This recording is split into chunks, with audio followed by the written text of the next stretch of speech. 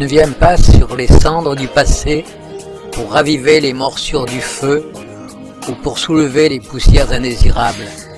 Je ne viens pas sur les traces ensevelies pour accuser le pas qui a foulé ou le temps qui a effacé. Je ne viens pas sur les pans du silence que pour un lambeau de mémoire et tisser à nouveau la parole qui relie. Je viens juste pour un peu de mots et des parts de présent et des rêves de futur.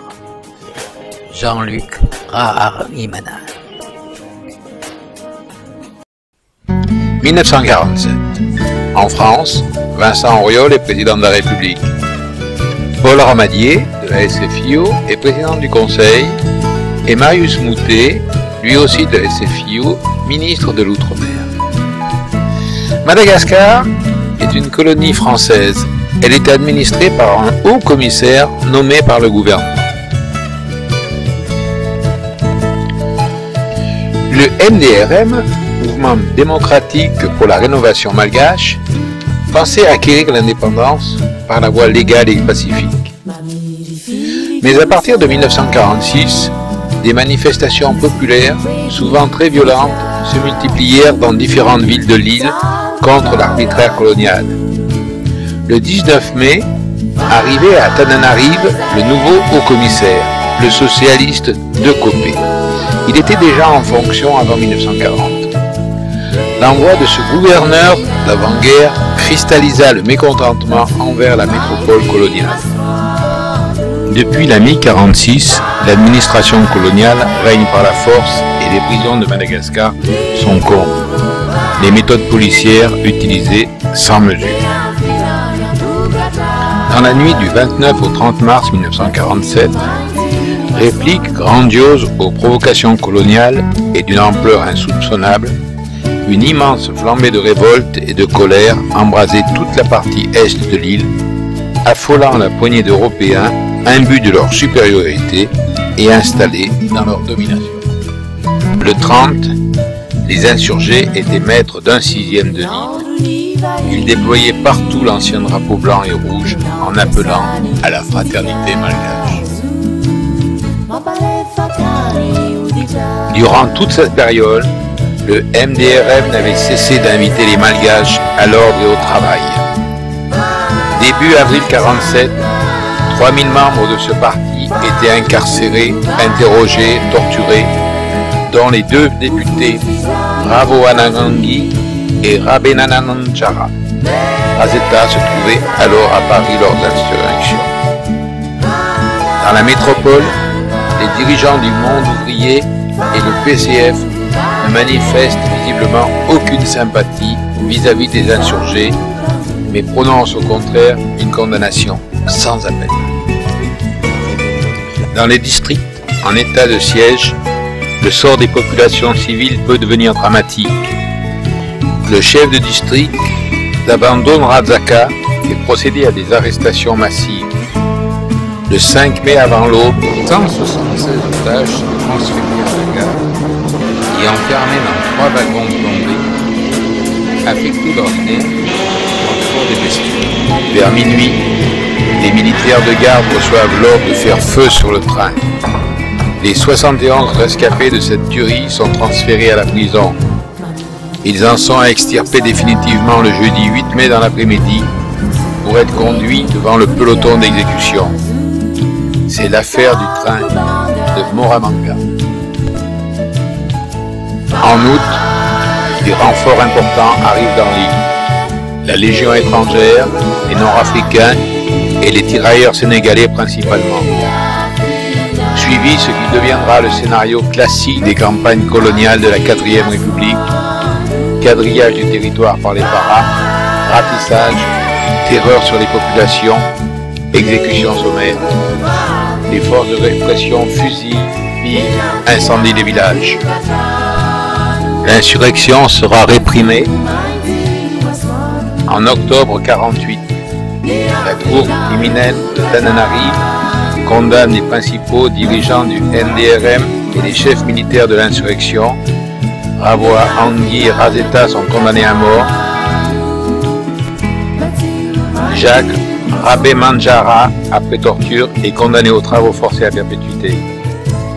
Graciés en 1949, ils seront amnistiés en 1956, mais ils ne retrouveront l'île qu'en 1960. Le 26 juin de cette année-là, Madagascar devient indépendant.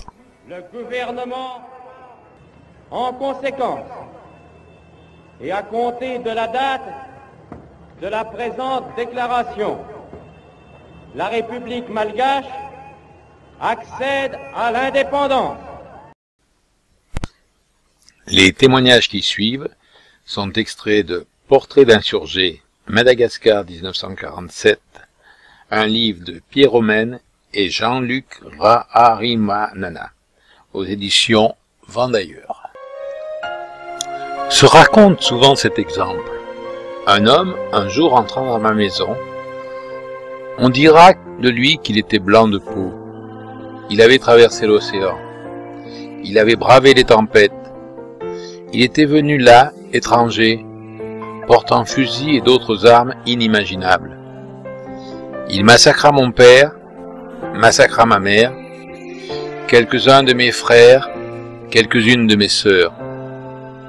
Il me tendit ensuite un bol de soupe, du pain et des livres, me dit que je ne devrais plus vivre dans un tel taudis, et, trempant ses bottes dans le sang de ma mère, dans le sang de tous les miens, il me prit par la main et me nomma Boy, indigène, fils de la République.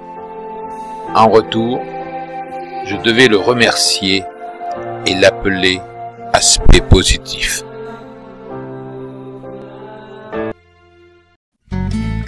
À Manakar, nous avions traversé un fleuve avant d'arriver à une remise en bure. Là étaient les premiers prisonniers, et c'était notre tour. Ils nous avaient entassés, nous les 600 restants. Ils nous avaient poussés, forcés, les uns sur les autres. Mais nous ne savions plus comment faire, comment bouger, comment nous dépêtrer de nous-mêmes. Nous étions sortis en nous secouant, les uns les autres, en nous poussant. Et les vivants s'étaient mis debout, et les morts et les mourants s'étaient écroulés. Ils avaient mis ces derniers dans des bennes, et les avaient mis dans une fosse commune. Le matin, on nous a amenés au port. Il y avait des chalands, et dessus, des conteneurs faits de tôle rivés par des clous de sanglin. Une fois embarqués sur le bateau, ils nous avaient interdit de regarder la terre, ils nous avaient ordonné d'enlever le haut et de ne garder que le pantalon. Ils avaient jeté nos vêtements à l'eau. Vers minuit, nous étions partis. On nous emmenait. À l'aube, la sentinelle avait demandé qui avait soif, et que ceux qui veulent boire quittent la cale et montent sur le pont. Ils étaient montés, et on avait entendu les coups de feu et des corps tombant dans l'eau. Peu avant d'arriver à Diego Suarez, ils avaient fait les comptes. C'était assez facile. Les vivants dans la cale et les morts dans la mer. Voilà ce qui était arrivé.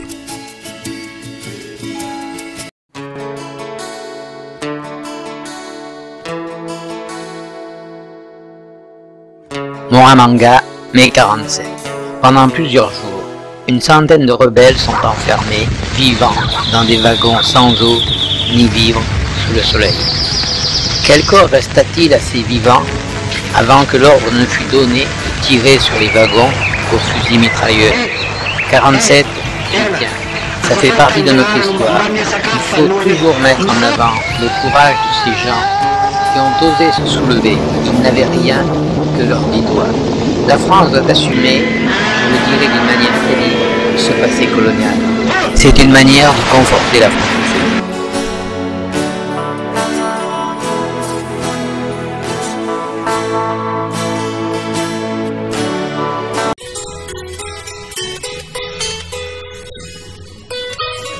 La nuit, beaucoup se réfugiaient sur la plage et ils dormaient là.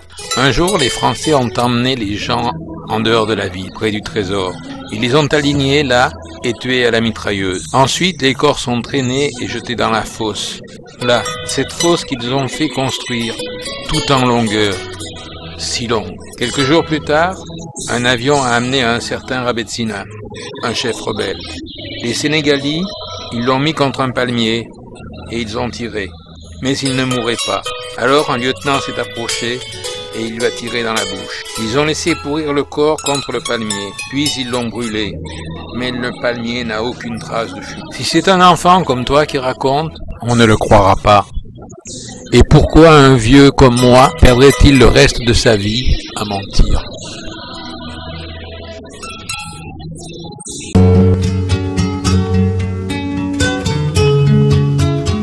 Le père Félix nous a demandé aussi de nous mettre 6 par 6.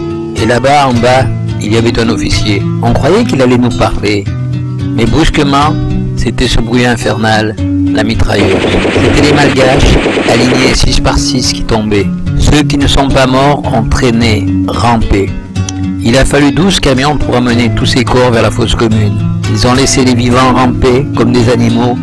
Ils étaient trop occupés à ramasser les cadavres. Puis, ils ont mis de la chaux dans la fosse commune. Beaucoup de chaux qui déborde quand la mer monte trop haut et quand le cyclone vient rappeler l'histoire. Quand les enfants demandent comme ça, « Grand-père, grand-père, c'est quoi cette boue blanche ?» On répond que ça, les enfants, c'est le sang de la terre.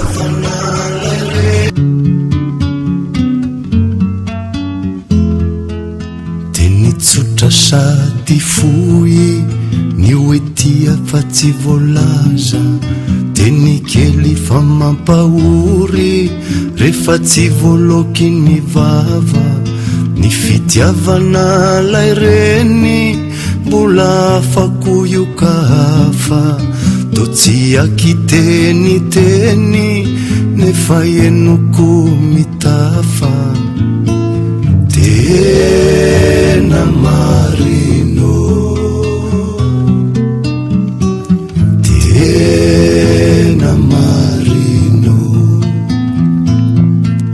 ny fitiavako any mamo tsy mivaky fa mafonjo tsara kotrika mafanam-poko ao izy manonjo tsy mba mila orokoroko tsy mba mila safosafo fa fitia miray. Le président de la République, Jacques Chirac, en voyage officiel à Madagascar, a pour la première fois évoqué la répression du soulèvement malgache de 1947. Jamais un président français n'avait reconnu ce massacre. Il faut avoir conscience du caractère inacceptable des répressions engendrées par les dérives du système colonial. En 1947.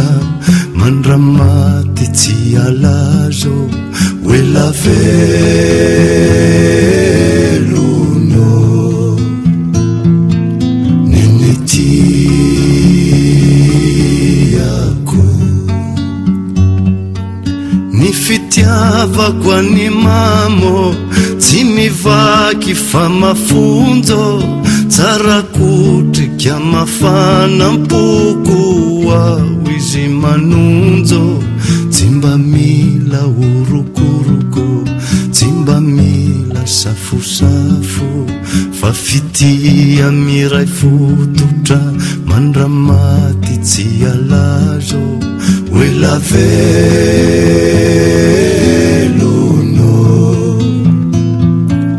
nenitiako